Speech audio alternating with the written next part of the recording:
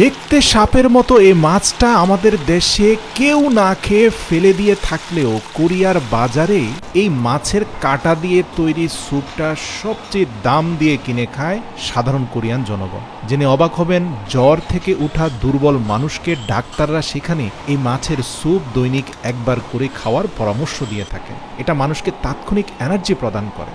ইসলাম ধর্ম মতেও এই মাছ 100% হালাল, কারণ এটা পরিপূর্ণ রূপে বৈজ্ঞানিকভাবে মাছের গোত্রের অন্তর্ভুক্ত। তো প্রিয় দর্শক, কোরিয়ান রেস্টুরেন্টগুলোতে এল মাছের চাহিদা দিন দিন বেড়েই চলেছে এবং কোরিয়ান রেস্টুরেন্টগুলোর সফলতার ধারাবাহিকতায় পশ্চিমা বিশ্বেও এখন এল মাছের দারুণ চাহিদা। মাথার প্রান্তকে একটা পিনের মধ্যে ঢুকিয়ে পিঠ বরাবর ছোট একটা ধারালো চাকুকে এপাশ থেকে ও পাশে সরিয়ে মাছটাকে খুব কায়দা করে রেস্টুরেন্ট কর্তৃপক্ষ কেটে থাকে। আর এই প্রক্রিয়ায় মাছটাকে সবচেয়ে প্রশস্ত দেখায় যখন পুরো মাছটাকে ফোল্ডিং অবস্থা থেকে সমান্তরাল করা হয়। তো বলে রাখি, এই মাছের পেটের কাঁটাটাকে আলাদা করা হয়, নাড়িভুড়িগুলোকে ফেলে দেওয়া হয়।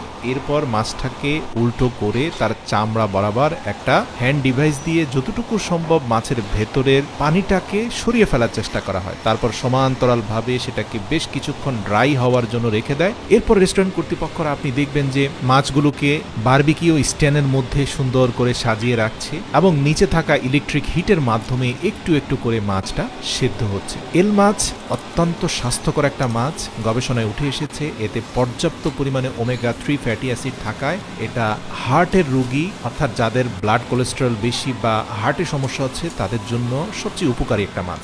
তো ভালোভাবে বারবিকিউ করে সেদ্ধ করে এটাকে পেঁয়াজ পাতার সাথে পরিবেশন করা হয়।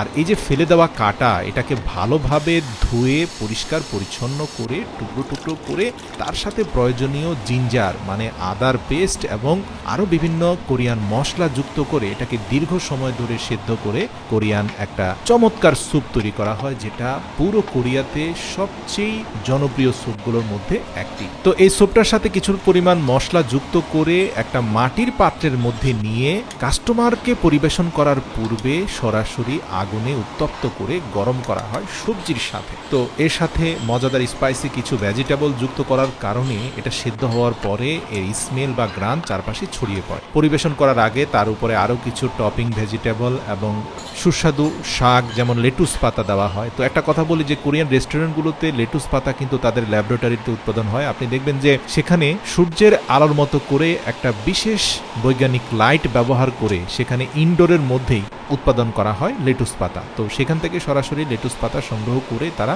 স্যুপের সাথে পরিবেশন করে থাকে কাস্টমারকে। আর সেদ্ধ হওয়া এল মাছগুলোকে কেচি দিয়ে টুকরো টুকরো করে সুন্দর করে সাজিয়ে আবারও দ্বিতীয়বারের মতো সেগুলোকে পরিবেশন করার আগে গ্রিল করা হয় বাটার দিয়ে। আর এই প্রক্রিয়ায় এটার টেস্ট কয়েক গুণ বেড়ে যায়। তো সাধারণত কাস্টমাররা লেটুস পাতার ভেতরে রেখে কিছুটা সস মাখিয়ে এগুলোকে খেয়ে থাকেন। এল মাছের যে স্যুপটা তার সাথে ভেজিটেবল, জিঞ্জার পাউডার এবং স্টিকি রাইসকে মিশিয়ে তারা এই রাইস স্যুপটা এনজয় করে থাকেন। এটার হেলথ বেনিফিট অনেক বেশি।